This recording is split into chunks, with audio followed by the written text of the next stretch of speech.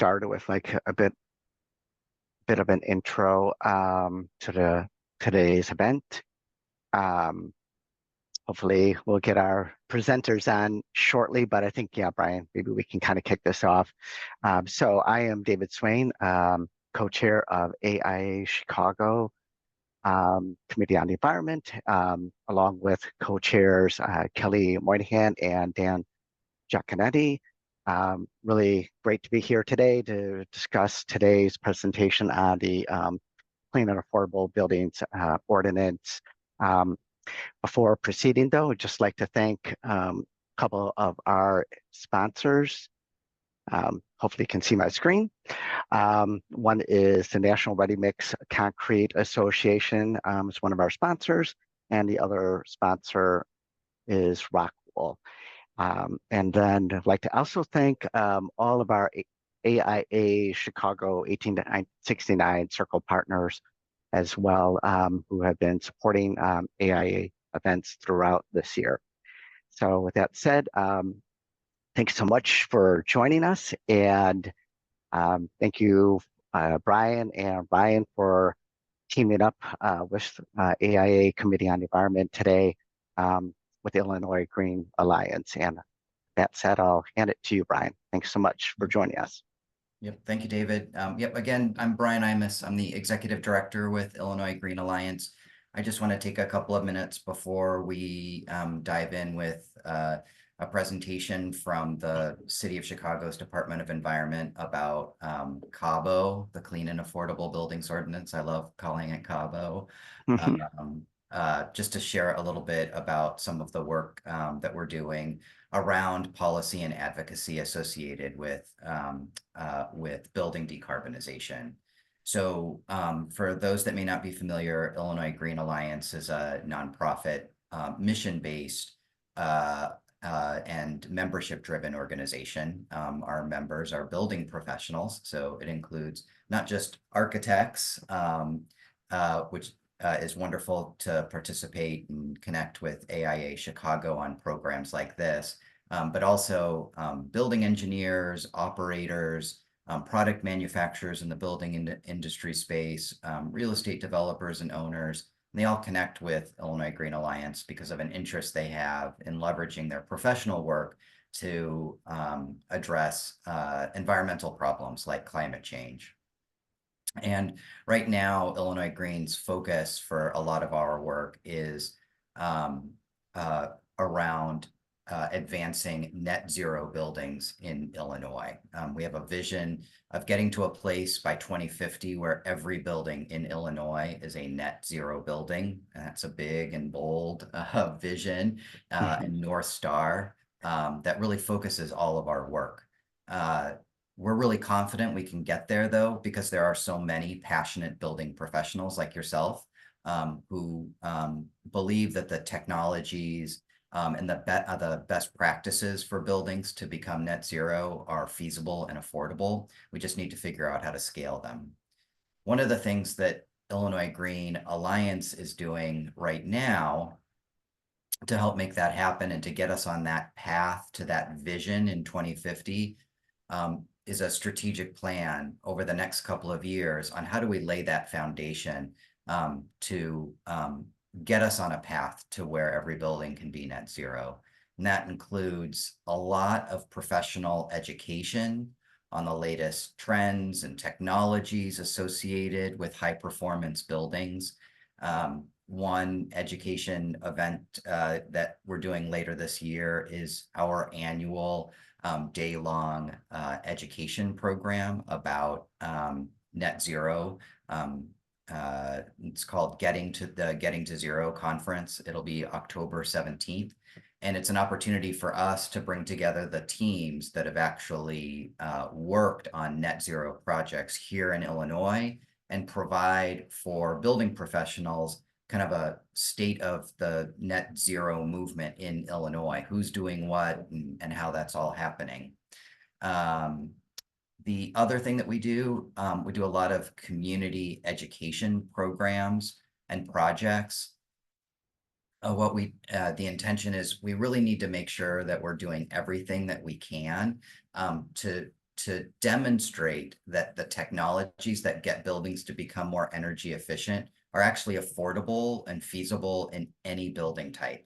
Oftentimes, there's a lot of critique that sustainable buildings, it's just not feasible, or it's just too hard to do in a project like affordable housing or a place of worship or a community center. And so we're doing a number of different projects that help to kind of dispel that myth. One project is our Illinois Green Schools project. Another is the work that we do with the Building Energy Resource Hub, where we're doing some one-on-one support for community buildings to help them to be able to access the funding and the financing and connect them to the resources and the experts in the building industry, so they can advance energy efficiency in their buildings and projects. But the last piece of that strategy is built around policy and advocacy. We really need, if we're ever going to get to a place where every building is a high performance building, we're not going to get there by just architects convincing their clients one building at a time. We're going to actually have to pass policy that will scale the things that we know work. And so Illinois Green is doing a lot in partnership with AIA Chicago and other building industry organizations to educate building professionals about some of the policy out there around building decarbonization and how they can help to influence the types of policy that is developed and actually get it passed. I think that one of the reasons that's so important, building professionals understand how buildings actually get built and how they operate. And that's something that's really important for policymakers to understand as they think about how to reduce carbon pollution from buildings. And this education program is an example and an opportunity to make that happen. So to provide some introduction to the folks that are joining us from the city of Chicago, I'm going to turn it back to David Swain. Thanks so much, Brian. Thanks, Angela and Jared and Lindy, for joining us today from the Mayor's Office of the Environment. So glad that we have this opportunity to hear from you about the status of the ordinance. And kind of with that said, kind of hand it to you, I think, Angela or Jared, either one of you, if you want to chime in and kick this off, that'd be so much appreciated. Thank you. Sure. Thanks, David, so much for having us and for the invitation. And thanks, Brian, as always, just for your partnership on the Clean and Affordable Buildings Ordinance. We're really grateful to be in such a wonderful community of people that have supported us and have really invited us to be a part of the conversation that I think professionals are having all over the world about how we, design buildings better and how we ensure that we're drastically reducing our reliance on fossil fuel. So glad to be here and to be part of this conversation. I'll first just apologize for being a little bit late. The good news is that the mayor reestablished the Department of Environment. The news for today is that because we've reestablished the department, Jared and I are also interviewing today. So, which is great. It means that we're staffing up. So glad to be here, and apologies again for being a little late. I thought we could run through just the details of the ordinance as a refresh, and just to tell you all how we got here. And then I think we can just show you a little bit about or talk at the end a little bit about what the status of the ordinance is. So, we started to talk about decarbonization, a few years back now, right? I think back in 2020, obviously this is a conversation that was happening all across Chicago already, but I think formally as a city, we started talking about decarbonization as an opportunity to really move forward with a robust agenda to think about how we reinvest in our buildings and how we, in the process, generate economic opportunities. And this, of course, is in the wake of COVID, which really required us as policymakers here in the city to say, it is no longer sufficient as we build policy to think about, just investing in buildings and that be just the end result, right? We really need to intentionally think about all of our outcomes and all of the existing conditions that are happening in buildings and in the built environment today, and how we can mitigate some issues and also create new opportunities, right? So, on the left here, you sort of have the framing by which we used to arrive at the building decarbonization ordinance, right? So we wanted to think about improving the safety, the comfort, and the health of for all who work and engage in the built environment here in Chicago. We were struck by in our research just issues tied to energy burden, right? We have people in the city of Chicago that are making really difficult decisions about how to either pay their utility bills or pay for their rent. And that's a very challenging reality that many people in communities across the Chicago area face. We know that we have a tremendous opportunity to catalyze those workforce and economic opportunities, and in particular, to engage people in the green economy, particularly for people that have been left out historically. And then, of course, we have an ambitious goal of reducing our greenhouse gas emissions using an equity lens by 2040. And we know that because buildings are our largest source of emissions, we have to think about the built environment. And so that's sort of leading into the next set of points here on the right, why we want to decarbonize our buildings. Again, 70%, that's our highest source of emissions. We need to, if our climate strategy has to center around our built environment, that's important. As I'm sure that you all are, we are, of course, worried about the combustion of fossil fuels in buildings, particularly buildings that don't have adequate ventilation. And we are also worried about just emissions broadly, right? As we're generating more energy to heat and cool our buildings and to run our buildings, right? The combustion of fossil fuels, of course, as we all know, is contributed to climate change, and that in just its direct impact also has negative health consequences. And we know that zero to low emission buildings can save residents and developers money. And of course, as you all know, there is an unprecedented level of opportunity here with such a direct investment back into buildings through the Inflation Reduction Act. And so we really feel like this is the moment and the opportunity to unlock those incentives. And then, of course, we're always worried about utility affordability. And right now, the reality is that 1 in 5 Chicagoans can't afford their natural gas bill. So the next slide is going to talk about our working group. We put together this working group again a couple of years back. And I am going to turn it over to my colleague, Lindy Wardlaw, who is going to talk a little bit about the development of the working group and what we achieved together. Lindy? Thanks, Angela. As Angela mentioned, we started back thinking about this in 2020, and we first started with some research in peer cities, I think about 12 North American cities, and learning about what they were doing in this space around building decarbonization, whether it was new construction or existing buildings. And then we followed that up with some initial stakeholder engagement.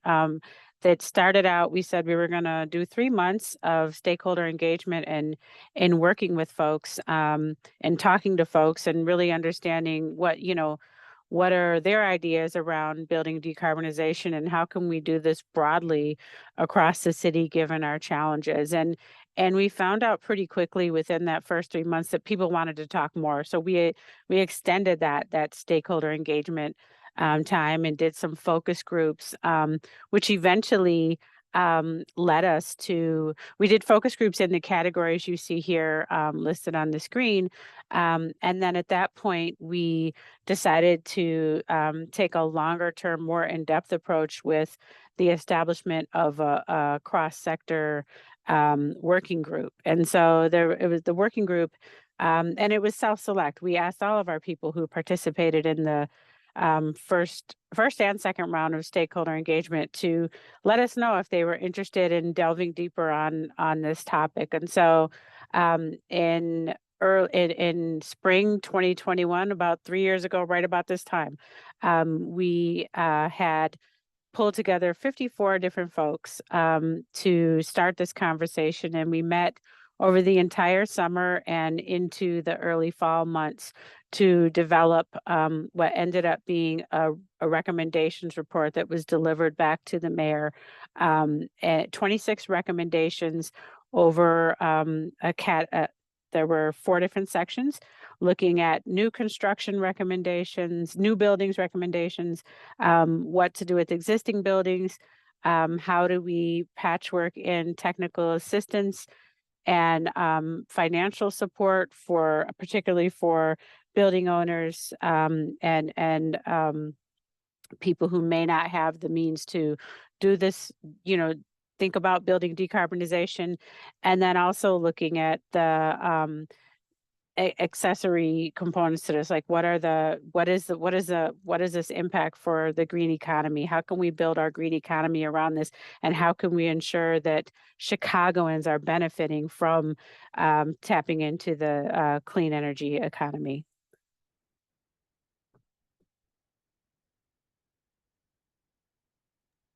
Thanks, Lindy. Go ahead. Oh, yeah, I'm gonna jump in for a second for Angela. Thanks, Lindy. I'm just gonna quickly highlight, and a lot of you all are probably familiar with some of these programs, but just that, pursuing new building fossil fuel phase out legislation is kind of in line with a longer tradition here in Chicago of being really at the state of the art when it comes to building energy innovation. So that goes back to programs like Retrofit Chicago, which has long been our flagship voluntary retrofit challenge. Then you have the benchmarking ordinance, the energy benchmarking ordinance, which has initially started in the early 2010s and then was expanded to include the grading process that now occurs with the Chicago Star grades. And then that leads into the building decarb working group that Lindy just talked about. And another stop on this journey was the Energy Transformation Code, which passed in 2022. And so that was really Chicago being a leader across the country in adopting the latest IECC code. Something I think a lot of people don't realize is with that already a part of the city code, most new buildings subject to that are already electrification ready when they're built. And the next stage of the journey is just making that electrification then happen. And then finally, another program that actually I'll ask Lindy to say just a few things quickly about now is in the mayor's budget for 2024, the city allocated $20 million for low to moderate income decarbonization projects. And Lindy, do you want to say a little bit about that effort? Absolutely. Yeah, this is the $20 million is for existing buildings and retrofitting both single family or 1 to 4 unit buildings. So your typical, bungalows and 2 flats in Chicago and anything up to 4 units. And then another smaller set of money for multifamily buildings. And this is really to kind of pilot the decarbonization by installing heat pumps, and it's actually a comprehensive program. So not just looking at space heating, but what are some of the other energy efficiency components to that?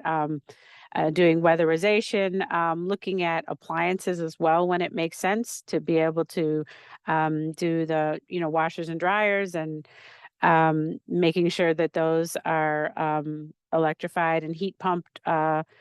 Washer and dry or heat pump dryers when we can. And so those programs are rolling out. I believe the 1 to 4 unit one, the Department of Housing is rolling out Monday, I believe. And those are for income qualified residents of Chicago. So we're pretty excited about that. You'll hear more about some multifamily projects that'll be coming online soon. And DOH is working with some of their trusted affordable housing providers to roll those projects out. Thanks, Jared. And happy to answer any questions about it at the end of the presentation too. Thanks, Lindy. So now we want to just walk you through what exactly is in the ordinance, and what it is and what it isn't. So the ordinance uses an emission standard, an indoor emission standard, in order to set requirements for new construction, and I'll get into in a second what precisely we mean by new construction.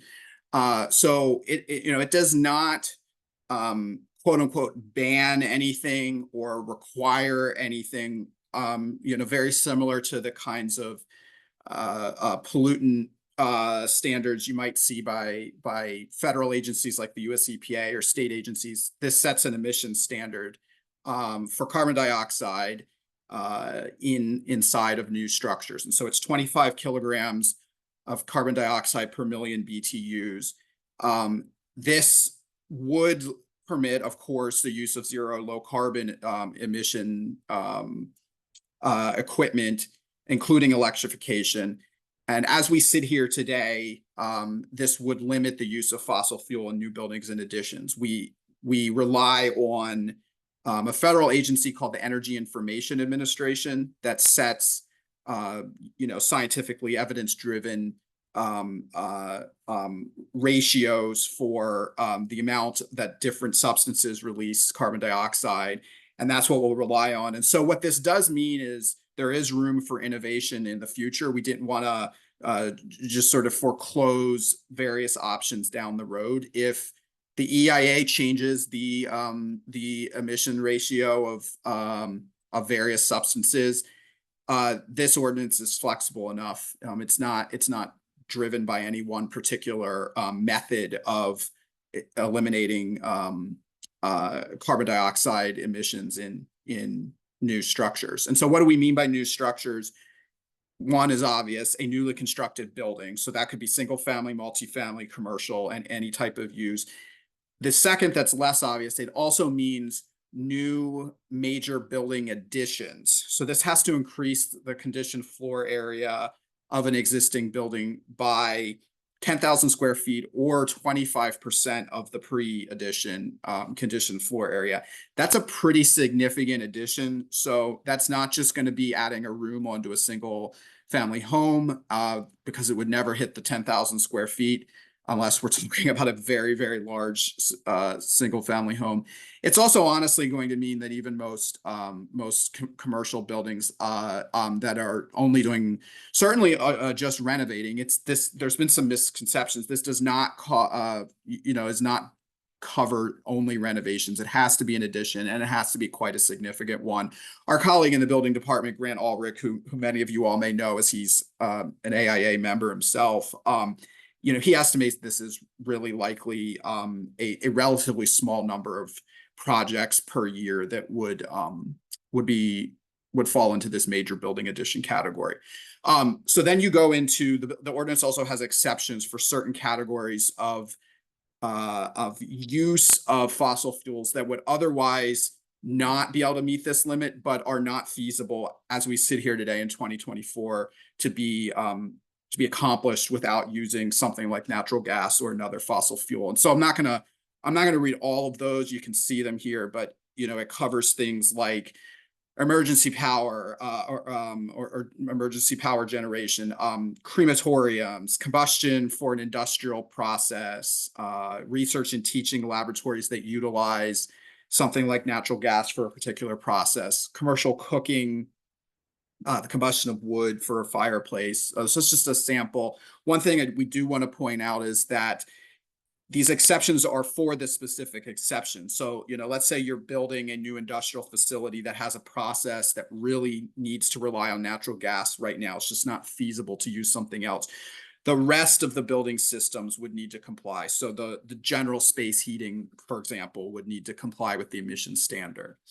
And then the last thing is the effective date. As introduced, the ordinance takes effect 12 months from passage, and that is also designed to be aligned with the next 3-year code cycle update that you all are probably familiar with. So we definitely want this to be something that can be integrated into folks' planning going forward on projects. And so that's kind of the obviously a quick summary, but that's kind of the overall high level of what's in the ordinance. This is just another slide that gives you kind of a graphical representation of how the major additions you know, would be triggered, and how it really has to meet both of these criteria. And we're confident that that's not that many facilities per year. I will take your cue, Angela, if you want me to keep going, or if you want to jump back in. Sure. Yeah, I can jump back in quickly. You know, we are, this slide is just intended to, you know, disseminate some more information about key facts. I think, you know, we're talking to a broad audience of people. I think these are the questions that we feel that we have received the most. And so we're just want to provide some clarity. You know, one, this is intended to impact new construction. So Cabo does not impact existing natural gas infrastructure. It only impacts new construction and major additions. Secondly, you know, we get a lot of questions about whether or not the electric grid is ready now.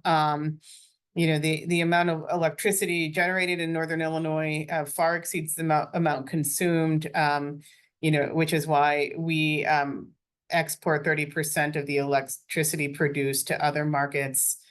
You know, we know, and you all may know, that heat pumps do work in cold weather climates. We get a lot of questions about heat pumps and whether they're working. You know, we have learned a great deal from folks like, or from organizations like Efficiency Maine.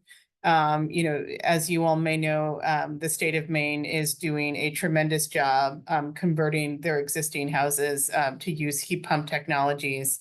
And we know that they're operating at more than twice the efficiency of fossil fuel or electric resistance heating systems. And in fact, the state of Maine had a pretty robust goal of transitioning households to heat pumps, have exceeded that goal and have now set new goals.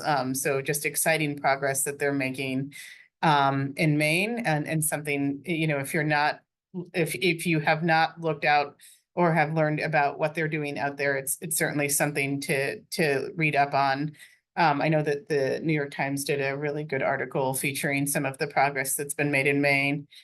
You know, and we get a lot of questions about the affordability of fossil fuel-free buildings. You know, we believe that they are affordable to construct and maintain. You know, we have some research that was done by the Energy Futures groups that found that fossil fuel-free homes in Chicago will save families more money over the 20-year analysis period than homes that use fossil fuel systems.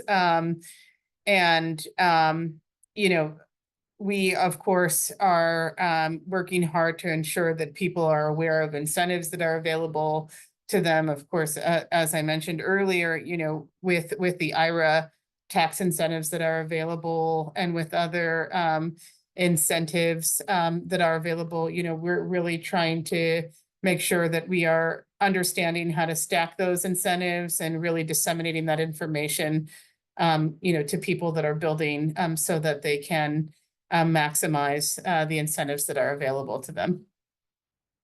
Next slide.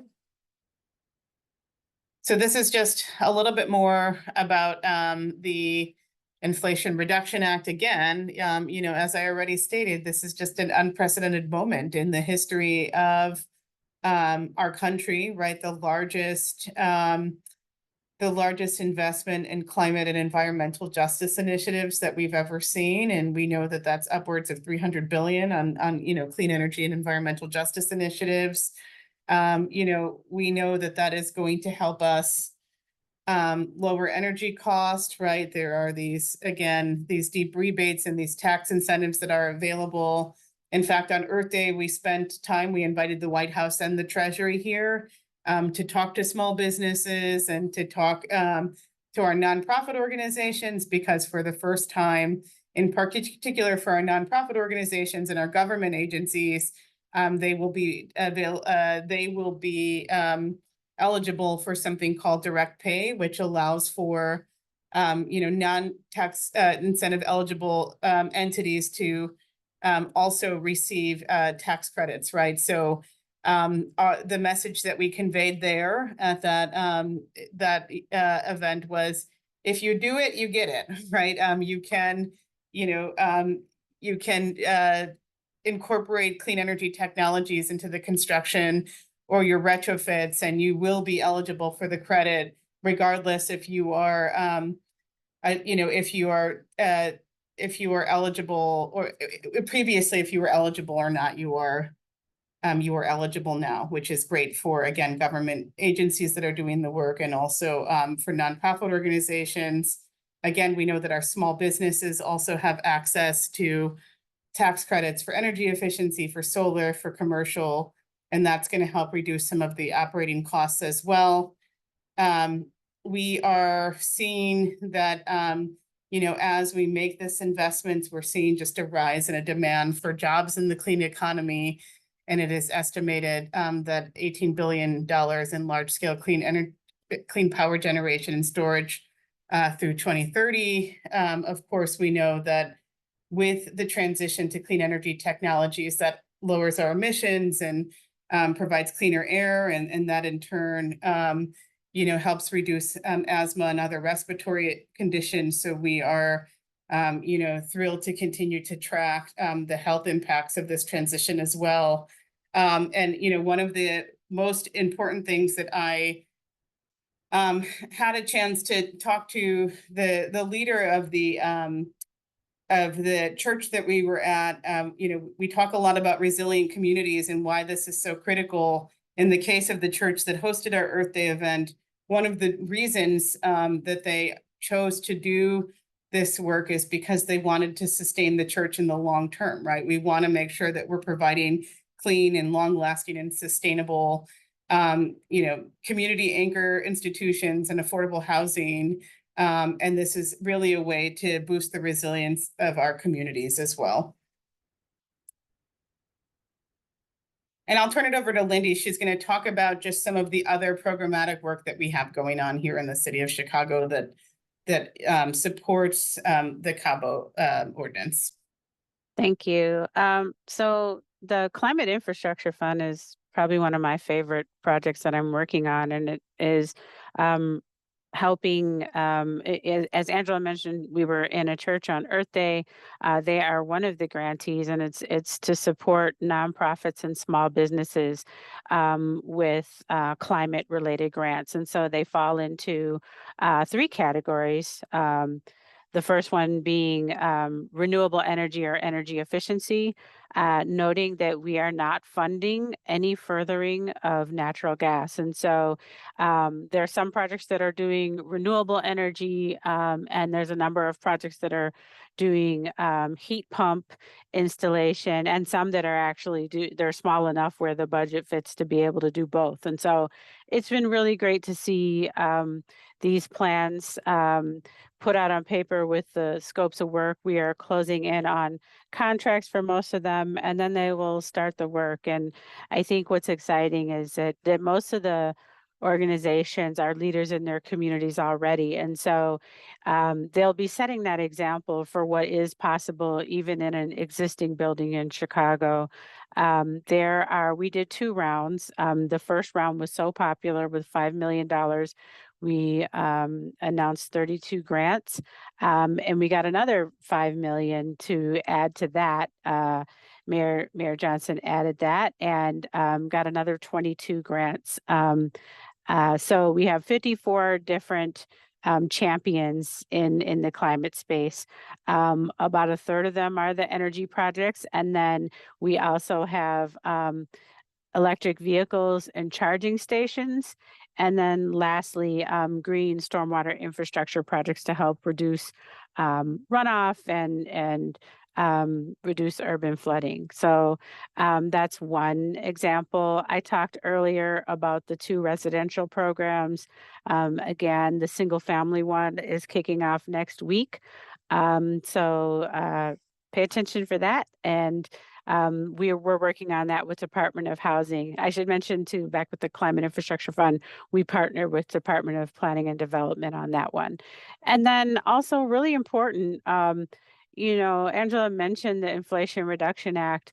There's so much opportunity right now. How do we get the word out to folks? We have a window in time to really take advantage of these. And one of the ways the federal government is helping get the word out is are things like this. And so Blacks and Green is a longstanding community-based organization in the West Woodlawn area. You may have heard of them before. If you haven't, get to know them. They're amazing. Their director is Naomi Davis. They were awarded a $10 million grant in the Thriving Communities Technical Assistance program, and we call it TICTAC for short. Is it really this work if there's not an acronym? I don't think so. So they're working to provide technical assistance to nonprofit organizations, small businesses, and community institutions, and even really homeowners, and really navigating, what are the opportunities that I have with Inflation Reduction Act? Where do I start?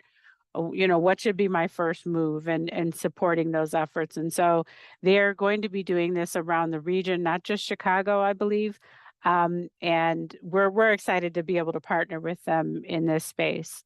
And then lastly, their HUD recently, the HUD secretary recently visited Chicago to announce 178 million in grants and loans in its Green and Resilient Retrofit program. And there were, among those awards, were 2 Chicago-based affordable housing developers too. So there are many ways that we are supporting this with an equity lens in Chicago, and we only expect these sorts of efforts to continue to grow. So Thanks, with that, Lindsay. oh, yep, Yeah. Go ahead, Jared. I'll let you wrap it up. Yeah, no. Sorry, I didn't mean to talk over. That's our presentation, and thanks, Lindy. We ran through this really quickly because we wanted to make sure there was time for questions. So yeah, we'll turn it back to the AIA team. Thank you. However you all would like to facilitate questions. Thanks, Jared. I did put in the chat that, kind of throwing it to the floor for any questions that anybody might have. So either put in your comments or questions in the Q&A icon or in the chat icon. Be appreciated. Let's see. I think the first one that pops up, question about the Cabo requirements. They seem to closely align with the New York City Local Law 154. Are there any lessons learned from their rollout that could be helpful or help to inform implementation in Chicago?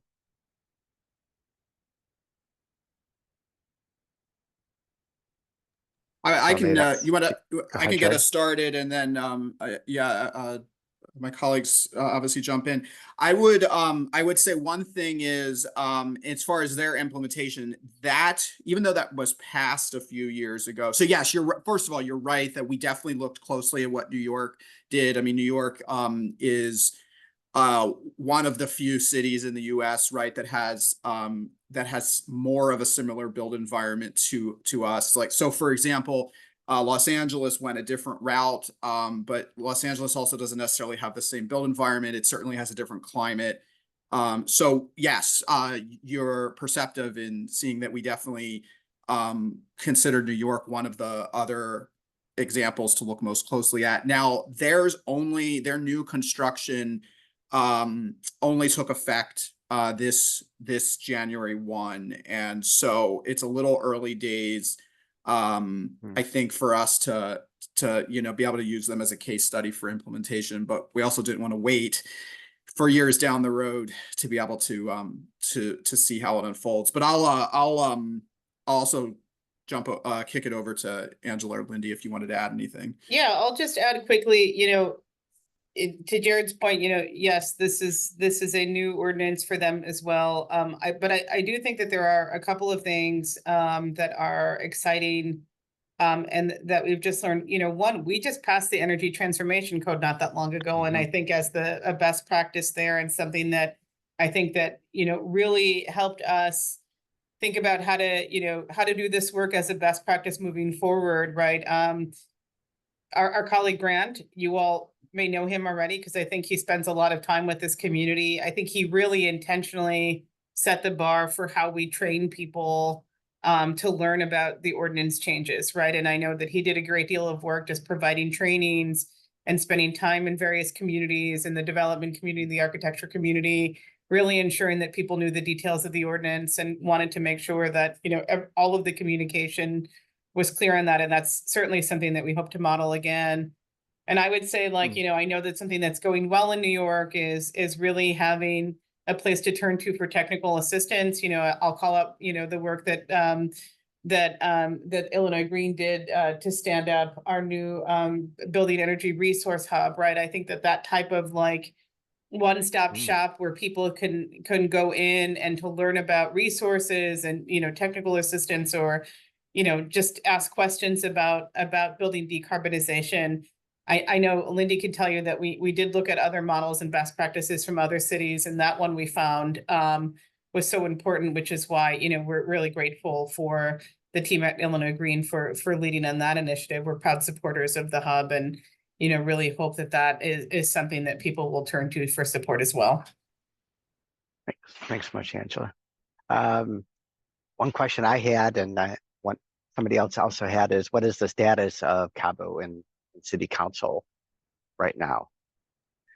Yeah, I'll be truly transparent. It is a split council on Cabo. I think that rightfully so, there are people in labor, right, that our labor leaders are expressing their concern, not so much on the details of new construction, but just, is this the tip of an iceberg of something more, right? And what happens to the future of their work? And I think that they have been very vocal in expressing that. And of course, some of our aldermanic leadership has responded accordingly to say, we need to think about this, which I don't think that that's in conflict with anything that we've conveyed. I think that we have, and I think what we're trying to do now is really come to the table to express our interest.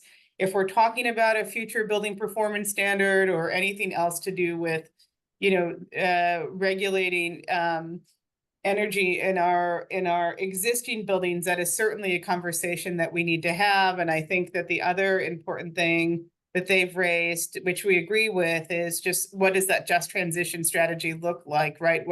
What are the transferable skills that people in that industry may have, or just really making direct connections with people that are in supportive industries, right? We have a lot of labor leaders that aren't gas workers, but work on, related projects, and they really are concerned about the future for their workers. And we as a city are pursuing things, we're part of, for example, a geothermal working group because, we want to make sure that we're exploring some emerging technologies to think about how we can scale them as the city as well. So more continued dialogue needs to happen before we're going to pass Cabo, and that's something that we're committed to. And in fact, are scheduled to talk soon to a roundtable of labor leaders to try to overcome some of these issues, and really hope that we can convey our commitment to working in close coordination as we think about existing buildings, because their voice, of course, is going to be important in that conversation. So, a little bit more work to be done, Right. to convey our commitment and to demonstrate that commitment before we can get Cabo passed. I mean, maybe you just in part answer two of the questions that are in the Q&A about the pushback from the industry, as well as the pushback potentially from gas utility providers. I don't know if you have anything more to say on those two items. Otherwise, you can go to the next question. But well, the one thing I'll add, I think Angela covered it really well. The one thing I'll add about the question about natural gas providers is there are varying ways. If you look across the landscape of the U.S. And you look at natural gas utilities across the U.S., most of them are facing this question. I mean, maybe they're not facing it in Wyoming or certain states this is not a focus, but by and large, in a lot of the population centers, this question is before natural gas management at utilities. And there are varying responses. I mean, I imagine if you sat in their boardrooms, none of them are jumping for joy at this transition, but we've seen examples where the utility is more interested in coming up with a future-oriented solution that both helps to transition their workforce, helps to transition their ratepayers, and helps us to meet our climate goals.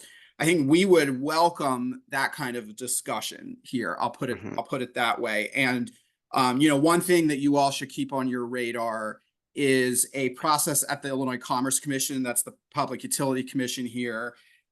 They have started a process called the Future of Gas proceeding, where they're going to be thinking about these questions because, as Angela said, this ordinance is only focused on new buildings, which is a pretty small slice of the amount of natural gas used right in Chicago. And there's a lot to be discussed about how we would transition the full building stock. So that's the one thing I'd add about, I think, what we're looking for when it comes to a discussion with the gas utility here. Thanks, Jared. Let's read another one of the questions. Will there be any incentives or requirements for advanced energy savings programs such as passive house for new construction on private multifamily or affordable housing projects? I would love to see some incentives. That'd be great. Angela or Lindy or Jared, you want to speak to that though?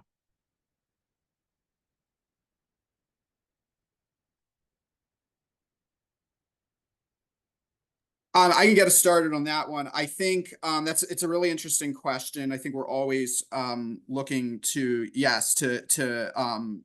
sort of reward that kind of innovation. I think the first place we're going to start, and to go back to something that Angela said, is how can we connect opportunities and with something like the hub? How can we connect folks to the opportunities that you're seeing in the IRA? So the expanded commercial energy efficiency, commercial and multifamily energy efficiency credit, the other credits. There's various programs through HUD. Lindy mentioned one of them. I know that that's our baseline because the federal government has sort of finally opened its pocketbook in this area, and that's been our sort of North Star initially, is where we can be helpful is making sure that these resources are connected to folks here in Chicago. I was going to say, it used to be that, when a building had sustainable design integrated, that a permit could be pushed through faster, expedited, or I don't know about a reduced cost for the permit, but is that something that anyone at the city is considering doing again? Because if you can cut a permit time in half, that is definitely a huge incentive to the builder. Yeah, I think I know that Grant couldn't make this call. I think that would be a question for him and maybe a future conversation. I think, Grant is always trying to think about innovative solutions here. And if you all know him, I think he's a friend of this organization and has been really, present here. So that certainly could be something that he is thinking through next. And then, of course, as you all may know, I'll just flag one more thing, is that there are some incentives that may be available through the new sustainable development policy. I know that that's up for draft right now, draft comments. And if you all don't have that link, that's certainly something that I can put in the chat, but that's been a point-based system. We're really trying to incentivize a lot of innovation here. I know Passive House has been included in the past. So we've done a couple revisions, including thinking about how we can incentivize decarbonization projects ahead of the passage of Cabo in there as well. So there could be some interesting incentives that are in the SDP, which doesn't apply, I know, of course, to every new building in the city, but certainly quite a bit of them.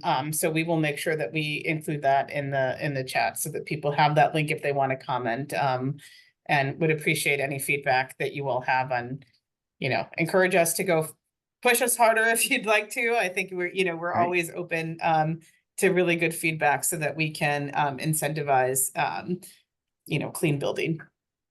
Great. I'll just go ahead, Brian. just wanted to jump. I was going to mention the sustainable development policy. So Angela, I'm glad you brought that up.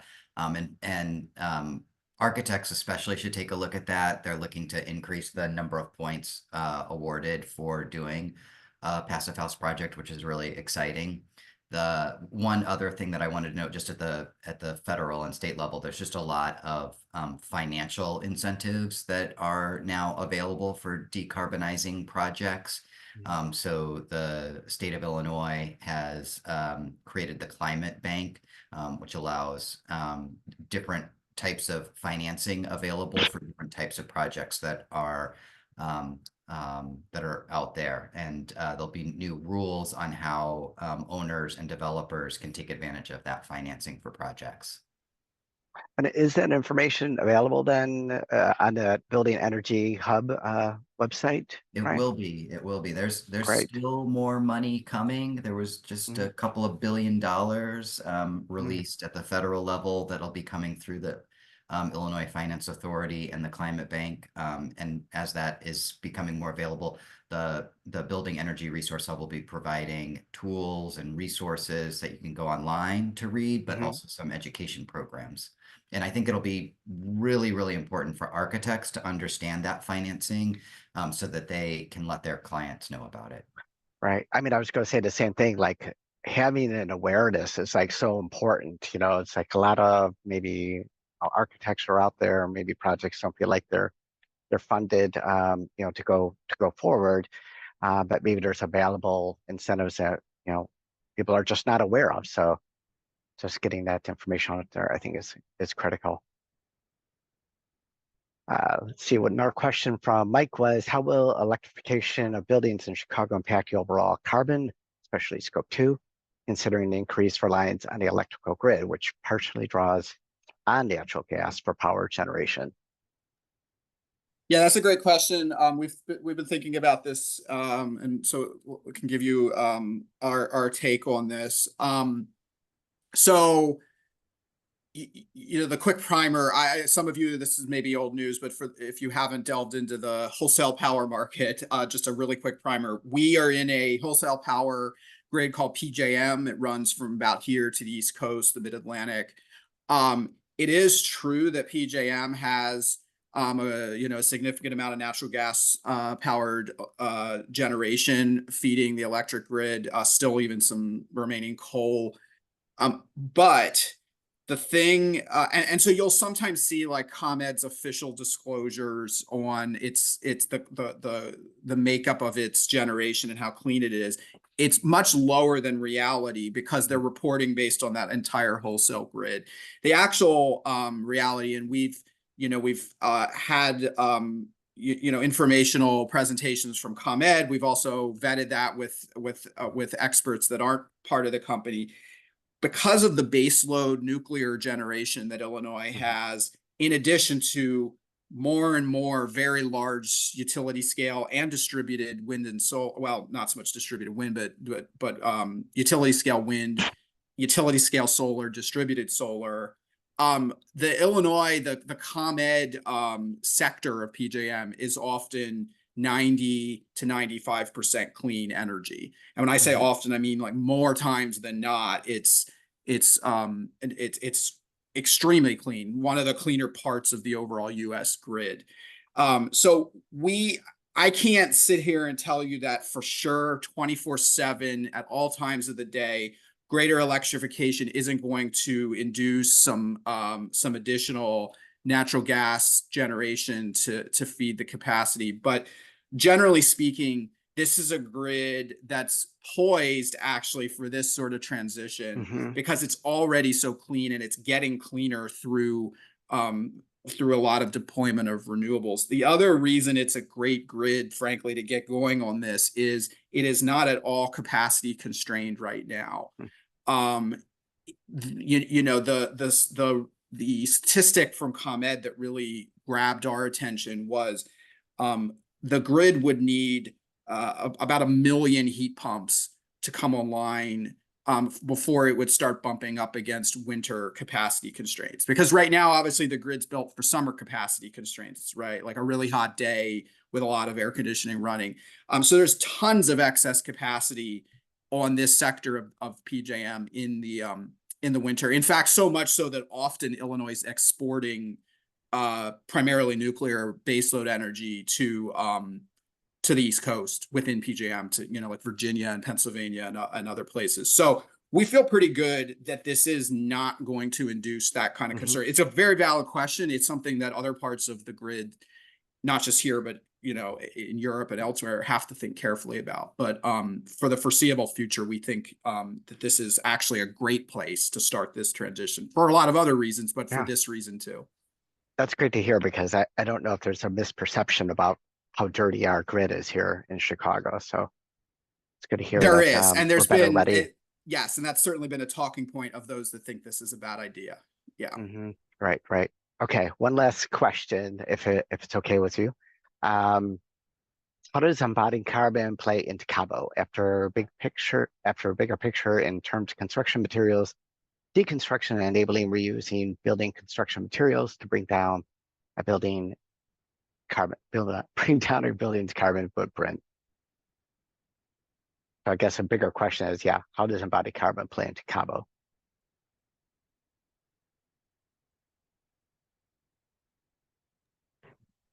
Like right now, Cabo doesn't directly address embodied carbon. However, I will say that the Building Decarbonization Working Group was definitely thinking about it. And I believe one of the recommendations that we haven't yet addressed or gotten to is looking into that further. What does an embodied carbon ordinance look like? I think this is of Cabo as a first step, and looking at embodied carbon and understanding, doing an analysis on what that looks like in Chicago is something that we'd be open to looking at later, in accordance with the recommendations put forth by the Building Decarb Working Group. I don't know if Angela or Jared, you want to say anything more about that right now?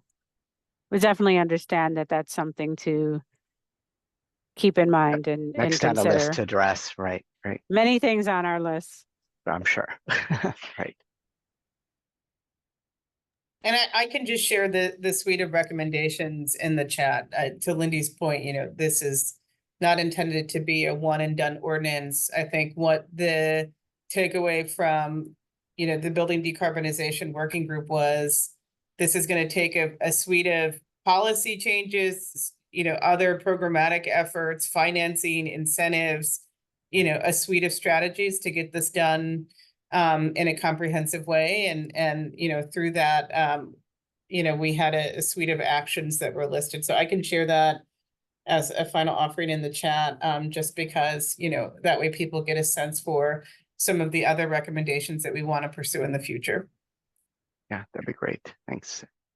And I think we're kind of come to a time at this moment. So just want to thank Jared and Lindy and Angela for joining us today for a really amazing presentation to our architectural community here in Chicago. And thank you, Brian and Ryan from Illinois Green Alliance, for your collaboration on this meeting today. So thank you once again. Really appreciate your time. Bye, everybody.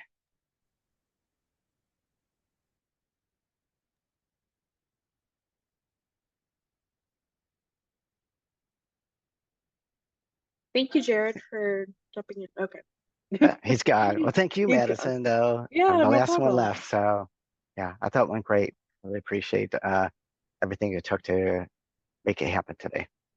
Yeah, It was a really great discussion, and this recording will be up on our YouTube Great. probably next week. Okay, great. All right. Have a great right. weekend. Yeah. Thanks take care. much. Bye. Bye-bye.